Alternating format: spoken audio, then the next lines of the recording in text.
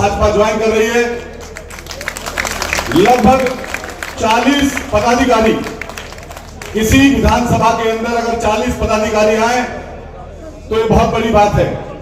ये संजय गोयल भाई आपसे प्रभावित होकर, भारतीय जनता पार्टी की नीतियों से प्रभावित होकर आज भारतीय जनता पार्टी के प्रत्याशी भाई डेलीगेट हैं श्री राजेश यादव जी, मैं आग्रह करूंगा हमारे प्रभारी और जिला अध्यक्ष जी से आप इनको सम्मान स्वरूप पटका बनाकर भाजपा परिवार में शामिल करें।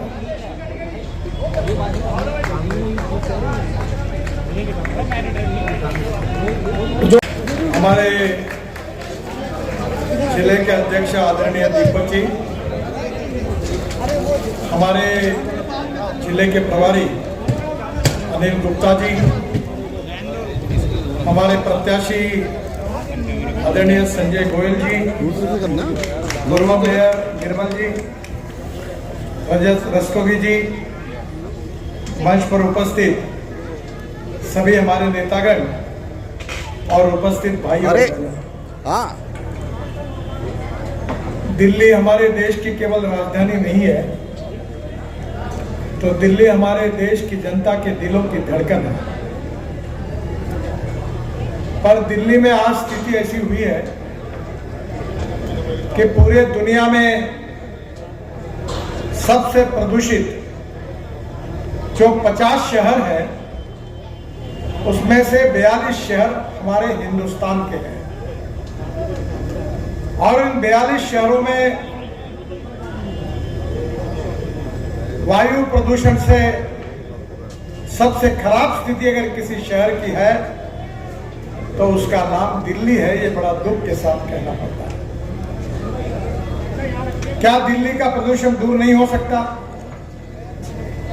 क्या दिल्ली की जनता को राहत नहीं मिल सकती? इसके लिए जो नियोजित प्रयास करने हैं उसमें कठिनाइयां जरूर है, पर यह असंभव नहीं है।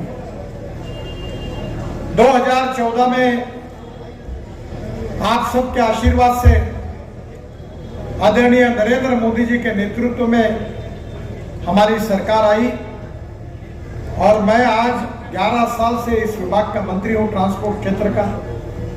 करीब हमने 65,000 करोड़ रुपए के काम दिल्ली के लिए मंजूर किए, और आज मुझे बताते हुए खुशी हो रही है कि हमने 35,000 करोड़ रुपए के काम पूरे किए, और 35,000 करोड़ के काम इस साल दिसंबर तक पूरे होंगे।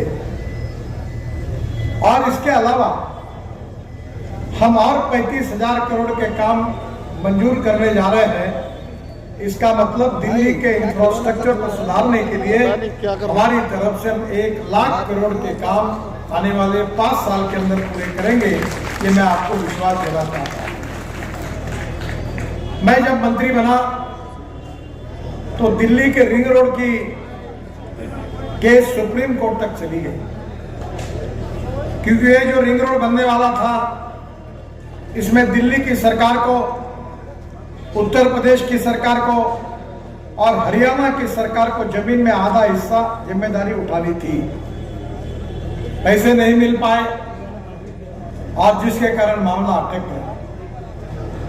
बाद में सुप्रीम कोर्ट ने भूरेलाल जी जो अधिकारी थे, आईएएस ऑफिसर, सेक्रेटरी थे, उनकी अध्यक्षता में एक समिति नियुक्त की, और काफी बार मेरी उनसे चर्चा हुई, और आखिरी मैंने निर्णय किया कि अगर ये पैसे नहीं देते, इसके लिए अटकाने के बजाय भारत सरकार की ओर से हम रोड पूरा करेंगे, और करीब 12,500 करोड़ रुपए खर्चा करके हमने दिल्ली का ईस्टर्न पेरिफेरल रोड और दूसरा हरियाणा का दोनों रोड पूरे हो गए। आज ट्रैफिक पंजाब, हरियाणा, कश्मीर, उत्तराखंड, हिमाचल, जो राजस्थान, गुजरात, महाराष्ट्र जाता है, अब वो बाहर के बाहर जाने लगा। हमारे 4 एक्सप्रेस हाईवे पर हम काम कर रहे हैं जो आपके क्षेत्र में बहुत महत्वपूर्ण है। और पहला हाईवे दिल्ली से देहरादून। आपको मैं बताना चाहता हूं, आपके ही क्षेत्र में अक्षरधाम के पास से आप में से बहुत से लोग दुनिया में अनेक देशों में गए होंगे। क्या आपने 18 लेन का रोड कहीं देखा है? हमने अक्षरधाम से लेकर दिल्ली मेरठ तक के, इसमें बीच में दिल्ली का जो हाईवे का पार्ट है गाजियाबाद तक, वो करीब 18 लेन का रोड बना है और दिल्ली से मेरठ आने के लिए 4.5 घंटे लगते थे, अब 45 मिनट में आना होता है। मैं मेरठ में गया था तो लोगों ने मुझे कहा कि अब तो हम आइसक्रीम खाने के लिए कैनॉट प्लेस में जाते हैं और तुरंत वापस आ जाते हैं, अब दिल्ली में हमको रहने की आवश्यकता नहीं है। अब हम दिल्ली से देहरादून एक्सप्रेस में हैं। मैं अभी आया जिस सभा से, वहां से यहां आने तक मुझे 1 घंटा लगा। अब ये आपके सामने जो ब्रिज दिखा, मैंने अभी आज देखा, वहीं से आया हूं, लाइट लगे थे। अगले महीने में चुनाव के बाद इसका उद्घाटन करेंगे।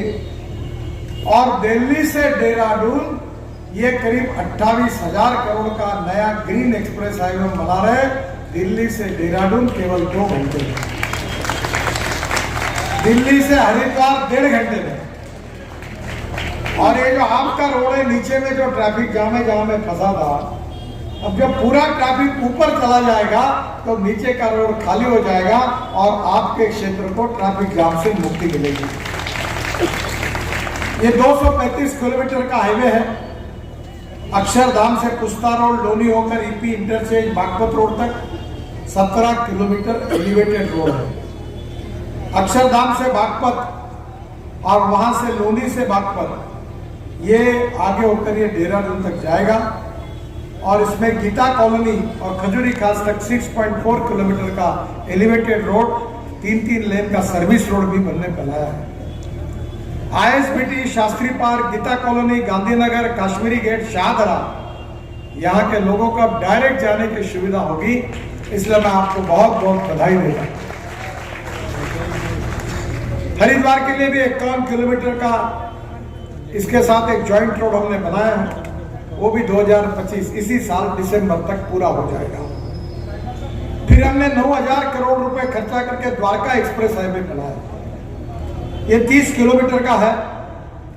मैं गुड़गांव के कार्यक्रम में था तो हरियाणा के मुख्यमंत्री जी ने मुझसे मांग की कि ये छोटा सा रोड है दिल्ली और हरियाणा के बीच का 30 किलोमीटर, आप इसको मंजूर कर।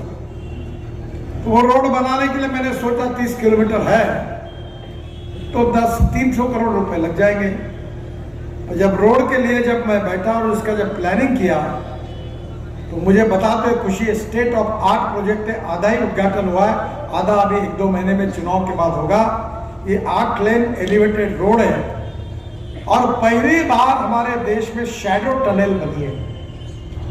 ये जो शिव मूर्ति है और वहां के अंदर में रेलवे की गाड़ी ऊपर से जाती है, वहां से एक टनल बनाई है जहाँ शादियां होती है बहुत। मैं एक बार गया था, 1.5 घंटा फंसा था, उसके बाद पत्रिका देख के उधर का दिखता तो बोलता कोई नहीं आता।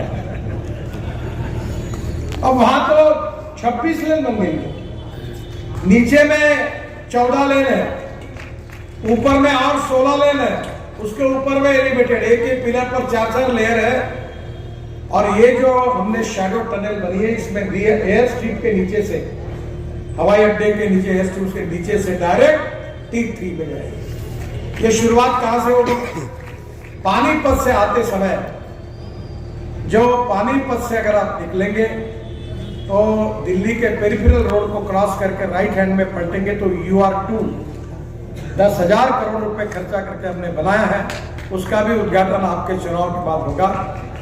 और उस रोड से डायरेक्ट द्वारका एक्सप्रेस हाईवे से शिव मूर्ति को लेकर वो टनल से नीचे से एयरपोर्ट, तो पानीपत से एयरपोर्ट आधा घंटे के अंदर पहुंचे।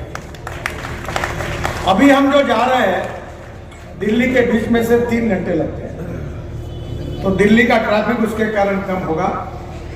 और इसमें शिव मूर्ति में 4 लेवल का इंटरचेंज ग्राउंड रोड है, एलिवेटेड 2 लेवल का अंडरपास है, गुड़गांव, ढोलाकुआ और वसंत कुंज के लिए भी एक टनल बनाई है। और इसके बाद निश्चित रूप से IMT मानेसर तक हम जा पाएंगे और ये रोड भी दिल्ली के ट्रैफिक को कम करेगा। जो UR2 है 8,000 करोड़ का, ये मुकरबाग चौक से सिंधु बॉर्डर होकर IGI इंदिरा गांधी का सफर जो मैंने कहा 25 मिनट बोला, पानीपत से 30 मिनट। और नांगलोई से नजफगढ़ तक का ट्रैफिक जाम की समस्या हल होगी। बहादुरगढ़ बाईपास जोड़ने के लिए 7 किलोमीटर का स्पर भी हम बना रहे हैं। बकोली, कराला, कंझावाला, नागलोई, नजफगढ़ के स्थानिक नागरिकों को, बवाना औद्योगिक क्षेत्र और अरवली के लोगों को उसका फायदा होगा। और केएमपी से हम दिल्ली कटरा एक्सप्रेस हाईवे को कनेक्टिविटी देंगे। और इसमें सबसे बड़ी बात है कि दिल्ली में 4 बहुत बड़े बड़े माउंटेन है, कचरे के पर्वत है। तो गाजीपुर का 20 लाख टन कचरा हमने निकालकर इस रोड में डाल दिया है और दिल्ली को कचरे से मुक्त करने का अभियान शुरू करेंगे। मेरा विश्वास है कि ये रोड आने वाले दिनों में आपके लिए बहुत महत्वपूर्ण होगा। दिल्ली से देहरादून एक्सप्रेस, ये आपको मैं बहुत अच्छी बात बताता हूं। जब मैं बचपन में छोटा था तो राष्ट्रीय स्वयंसेवक संघ के सरसंघ चालक थे गुरुवलकर गुरुजी, और वो अपने भाषण में ऐसा प्रयोग करते थे कि कश्मीर से कन्याकुमारी तक आ से तो हिमाचल, जो पुराने स्वयंसेवकों को याद है। तो अभी आप मनाली से रोहतांग पास जाते हैं तो 3.5 घंटे लगते हैं, पर वहां हमने अटल टनल बनाई है। अब केवल 8 मिनट में प्रवास होगा, 8 मिनट। उससे बाहर आकर हमने हिमालय के बीच में से 8 टनल बनाकर लद्दाख और लेह तक आते हैं, और लद्दाख लेह क्रॉस करके हम आशिया की सबसे बड़ी 11.6 किलोमीटर की टनल बना रहे हैं जोजिला, और जोजिला टनल से बाबा अमरनाथ का दर्शन होता है कारगिल के नीचे। यह टनल की कीमत 12,000 करोड़ रुपए थी, सरकार ने उसको मान्यता दी थी, पर हमने वो टनल केवल 6,200 करोड़ रुपए में बनाकर 5,000 करोड़ रुपए आपके बचाए।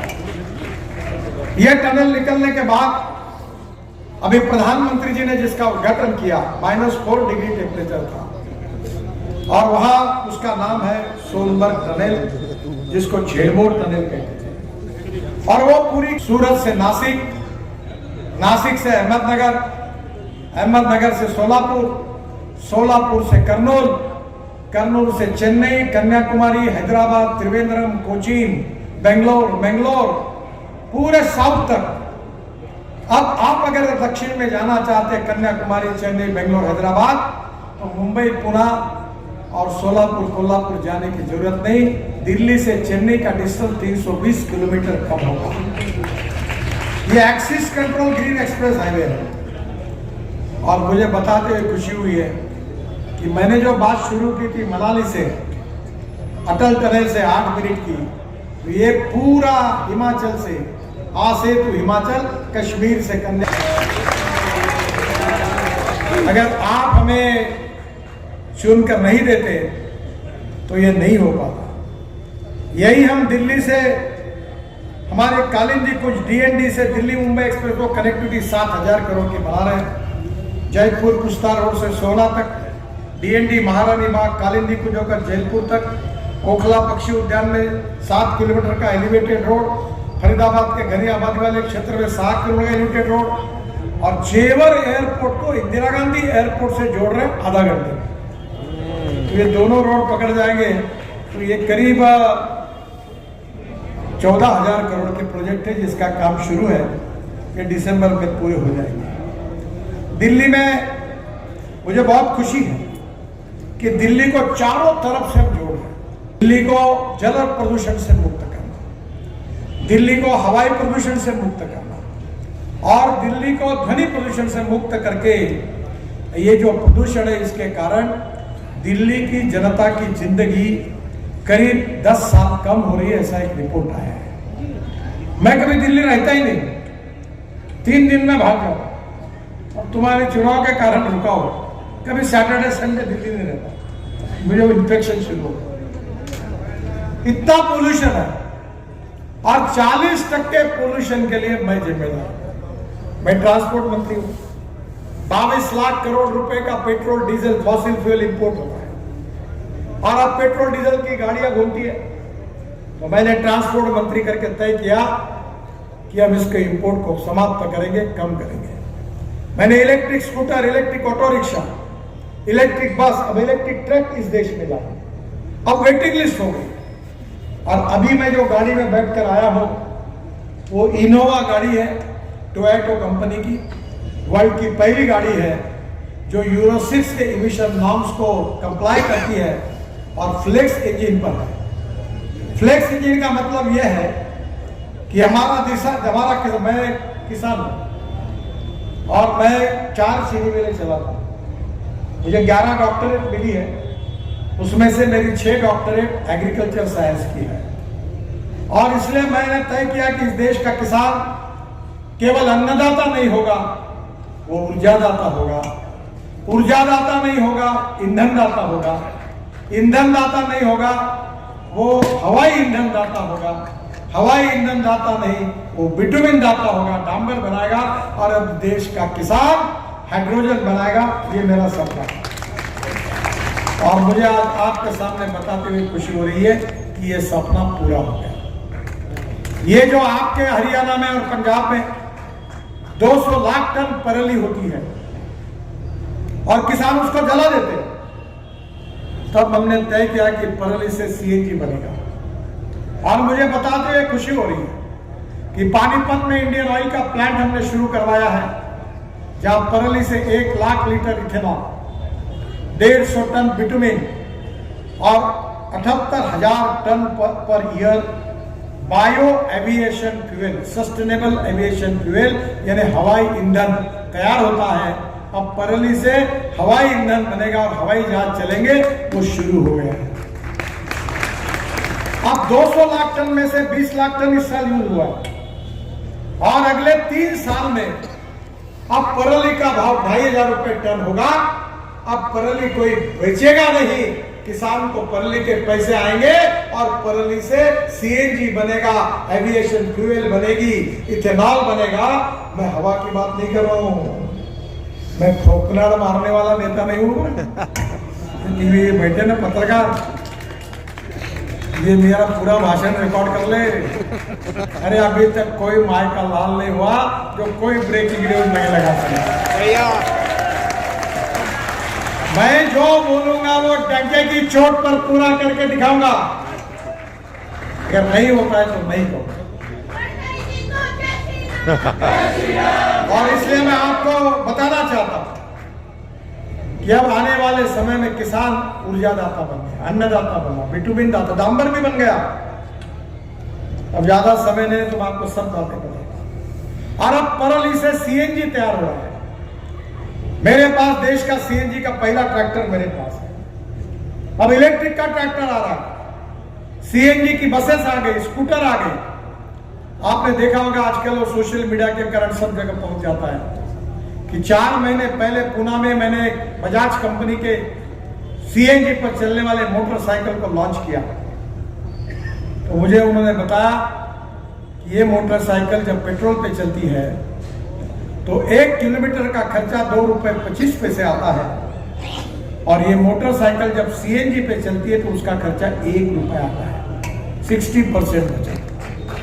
अब जब आप मोटरसाइकिल और आपकी कार अभी टोयोटो, इनोवा, टोयोटो के Toyota, Hyundai, Tata, Mahindra, Suzuki, किया, ये सब अब फ्लेक्स इंजन पे 100% इथेनॉल पे चलने वाली गाड़ियां उन्होंने बनाई। अभी एग्जीबिशन में सब थी। बजाज, टीवीएस, हीरो, होंडा ने 100% इथेनॉल पर चलने वाली मोटरसाइकिल और स्कूटर बनाई। हमारे देश में जितनी मोटरसाइकिल बनती है वो 50% एक्सपोर्ट हो जाती है। अब इलेक्ट्रिक की 2 व्हीलर और फ्लेक्स इंजन की मोटरसाइकिल हमारे देश में आएगी। धीरे धीरे पेट्रोल खत्म हो जाएगा और 22 लाख करोड़ में से 10 लाख करोड़ इस देश के किसान के घर में जाएंगे और गांव गरीब मजदूर किसान का कल्याण होगा। स्मार्ट शहर नहीं, स्मार्ट विलेज बनेगा और गांव के लोगों को रोजगार मिलेगा। ये सब हमारी सरकार ने करके दिखाया और इसलिए आने वाले समय में हमको दिल्ली की तस्वीर को बदलना है। दिल्ली को प्रदूषण से मुक्त करना है, दिल्ली को ट्रैफिक जाम से मुक्त करना है, दिल्ली को दुनिया का स्वच्छ सुंदर शहर बनाना है। मैं आपको विश्वास दिलाता हूं कि आपकी जो चारों टिकड़ियां है ना कचरे की, मैंने अभी तक 80 लाख टन कचरा रोड में डाल दिया। अब इस कचरे से मैं आपको विश्वास दिलाता हूं कि अगले 5 साल के अंदर दिल्ली की टेकड़ियां कचरे की उद्ध्वस्त कर देंगे, पूरा कचरा रोड में जाएगा और वहां गार्डन बनेंगे, खेलने के स्टेडियम बनेंगे, ऑक्सीजन पार्क बनेंगे, जिसमें आप जियोगे, खुशी से आपको आनंद आएगा। हम दिल्ली को बदलना चाहते हैं और दिल्ली को बदलने के लिए पैसे की कमी नहीं है। मुझे तो कभी नहीं है, मैं करोड़ों में बात करता हूँ, 5 लाख करोड़ के काम करता हूँ, अभी तक 50 लाख करोड़ के कर चुका हूँ, कोई पैसे की कमी नहीं। एक ने मुझे पूछा तुम्हारे पास पैसा कहाँ से आता है? मैंने कहा मेरे पास द्रौपदी की थाली थी, वैसे थाली है। कितने भी लोग खाना में आए, खाना खाने आए तो घर में बस द्रौपदी की थाली, खाना मिलता था सब। तो मेरे पास पैसे की कमी नहीं है। इस देश में पैसों की कमी नहीं है, इस देश के लिए ईमानदारी से काम करने वाले नेताओं की कमी है। बिल्कुल मैं 50 लाख करोड़ रुपए के काम कर चुका हूं और अभी तक कोई पत्रकार एक शब्द नहीं लिख सका कि कोई कॉन्ट्रैक्टर ठेकेदार को काम लेने के लिए मेरे घर पर आना नहीं पड़ता। हम देश को बदलना चाहते हैं। हम 2-4 रहे न रहे तेरा वैभव अमर रहे मां, ये हमारा संस्कार है। ये हमारी मातृभूमि का विकास होना चाहिए। भारत विश्व गुरु बनना चाहिए। $5 ट्रिलियन की इकोनॉमी बनना चाहिए। वर्ल्ड की 3rd लार्जेस्ट इकोनॉमी बननी चाहिए। गांव गरीब मजदूर किसान का कल्याण होना चाहिए। युवाओं को रोजगार मिलना चाहिए। गांव गरीब मजदूर किसान का कल्याण करके सुखी समृद्ध संपन्न शक्तिशाली हिंदुस्तान बनाना, यही भारतीय जनता पार्टी का एजेंडा है। जो सामाजिक आर्थिक चिंतन अंत्योदय के रूप में था कि इस समाज का जो आखिरी व्यक्ति है, जो शोषित है, पीड़ित है, दलित है, जिसके पास रहने के लिए मकान नहीं है, खाने के लिए रोटी नहीं है, शरीर पर कपड़ा नहीं है, उस दरिद्र नारायण को हम भगवान मानेंगे और उसकी निरंतर सेवा करते रहेंगे। और जिस दिन उस व्यक्ति को रोटी, कपड़ा और मकान मिलेगा, उस दिन हमारा कार्य पूरा होगा। ये पंडित दीनदयाल उपाध्याय जी का अंत्योदय का चिंतन हमारा उद्देश्य है। मुझे एक पत्रकार ने पूछा, विदेशी पत्रकार था, कि आपके जीवन में सबसे अच्छा काम कौन सा है? तो मैंने कहा मैंने बहुत टनल बनाया, रोड बनाया। मैंने बोला वो महत्वपूर्ण है पर इतना नहीं है। तो बोला और क्या है? तो बोला मैं जब मंत्री बना तो पूरे देश में आदमी को आदमी ढोने का काम चलता था। 2-2, 4-4 लोग बैठकर आदमी साइकिल रिक्शा खींचता था। झारखंड, बंगाल, उधर इधर उधर तो अपने कंधे पे रखकर बेचारा आदमी को धोता। मैंने पहला काम किया, IIT को सभी लोगों को बुलाया। मैंने कहा क्या ये मैकेनिक्स ड्रिवन ई रिक्शा नहीं बन सकता? और मैंने मैकेनिक्स ड्रिवन ई रिक्शा बनाया। 2 करोड़ लोग आदमी को ढोने का काम करते थे। 1-1 क्विंटल का बोरा अपने पीठ पर रखते थे। मैंने आज 2 करोड़ लोगों को मानवीय शोषण से मुक्त कर दिया। अब इलेक्ट्रिक रिक्शा आ गया, इलेक्ट्रिक कार आ गई और उनको मानवीय शोषण से मुक्त होने का जो मौका मुझे मिला, ये मेरे जीवन का सबसे बड़ा काम है, ऐसा मैं मानता हूं, क्योंकि पंडित दीनदयाल उपाध्याय जी के चिंतन पर यही हमारा उद्देश्य है। अब दिल्ली में कोई साइकिल रिक्शा मुझे नहीं दिखता है क्या कहीं? पहले तो खूब थे, गली गली में घुसते थे, अब नहीं है, क्योंकि टेक्नोलॉजी के आधार पर परिस्थिति बदल गई। हमको गरीब को केंद्र बिंदु मानकर उसके जीवन को सुसह्य बनाना है। गांव गरीब मजदूर किसान का कल्याण करना, शिक्षा के क्षेत्र में, स्वास्थ्य के क्षेत्र में, ट्रांसपोर्ट के सेक्टर में हमारा जीवन कैसे सस्टेनेबल हो, आपके जीवन से प्रदूषण से कैसे मुक्ति मिले, आपको कोई डॉक्टर के पास जाने की कोई जरूरत नहीं पड़ेगी। अगर आपको रोज ऑक्सीजन मिलेगा, हवा शुद्ध मिलेगी, तो मैं विश्वास के साथ बताता हूं, डॉक्टर साहब की क्षमा मांगता हूं, आपके एरिया के उनका दुकान ही नहीं रहता। हम वही दिल्ली को बनाना चाहते हैं और दिल्ली के जनता के भविष्य को बदलना चाहते हैं। दिल्ली को वर्ल्ड क्लास इंफ्रास्ट्रक्चर देना चाहते हैं, 24 घंटे पानी देना चाहते हैं, यमुना को शुद्ध करना चाहते हैं और इस दिल्ली में आप सब लोगों के जीवन को सस्टेनेबल डेवलपमेंट के साथ बदलना चाहते हैं। और इसलिए बहनों और भाइयों, ये उसी समय संभव होगा कि आज मोदी जी के नेतृत्व में हमारी भारत सरकार है और ये भारत सरकार की बुलेट ट्रेन को डबल इंजन लग जाएगा और दिल्ली की सरकार भी अगर भारतीय जनता पार्टी होगी तो मैं आपको विश्वास के साथ बताना चाहता हूं कि ये bullet train world record speed का तोड़कर विकास की ट्रेन जोर से दौड़ेगी और निश्चित रूप से आपका सपना पूरा होगा। आपके क्षेत्र के प्रत्याशी संजय गोयल जी बहुत अच्छे कार्यकर्ता हैं, लोगों के प्रति काम करने की उनकी क्षमता है, वो यहाँ का विकास कर सकते हैं और उनके साथ अगर आप ये डबल इंजन लगा दिया तो मोदी जी है, मैं हूं, हम सब लोग मिलकर आपके क्षेत्र के विकास के लिए प्राथमिकता देंगे और इस क्षेत्र के तस्वीर को बदल देंगे। इसलिए आपका आशीर्वाद संजय जी को दीजिए, यही हाथ जोड़कर प्रार्थना करने के लिए मैं आपके पास आया हूं।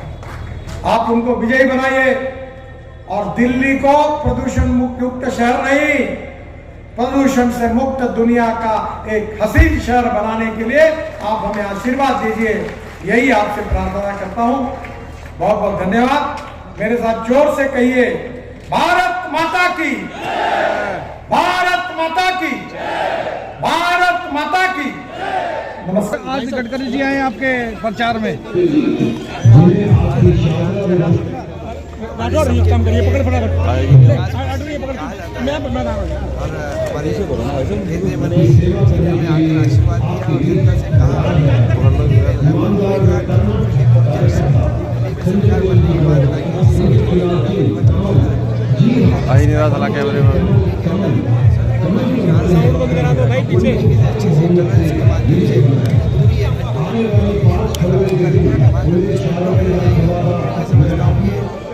जनता के लिए बहुत बड़ा उपहार है। विशेष रूप से शहादत आशीर्वाद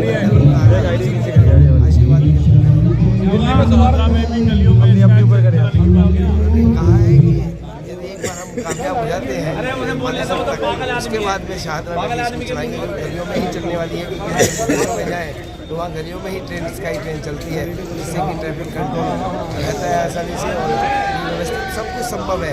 लेकिन इसके लिए दिल्ली के अंदर थोड़ा आगे कर लो भाई माइक।